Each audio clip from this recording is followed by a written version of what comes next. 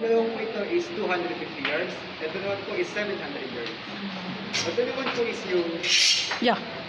So this is the M87 Hindi nakakatakot. Spanish Infantry Toledo Saber, made from Toledo, Spain. Ginagamit lang po siya ng mga officers of both Spanish and Philippine armies. Tulad po nila General Emilio Aguinaldo, General Luna, and General Goyo. Mostly for ceremonial purposes siya lang. Ito naman po is yung bayoneta or bayonet. So, in short, parang po siyang sinuunang ice pick na kinakabit po sa rifles. Ganun pala So, yun. for example, this is only used when there's cavalry, wala ng bala, or close combat lang.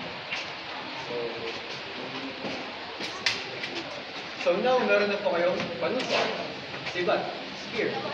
And kapag may papalapit po na kalaban, Yeah. Masungkit ka, Patrick. gawin na lang. Ang galing. Iwas damay. Thank you. Parang ginamit kayo rin sa Are, sino rin mga kumparing are? Sino are? Ano? Ba't ako walang picture? Picturean nyo naman kami. Uy, wag mo hahawakan ha. Wag daw hahawak. Pare, picturean mo kami din eh. Tay, Patrick, tabi.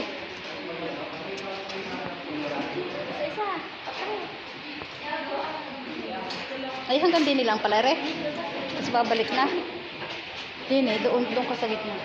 Doon sa pagitan.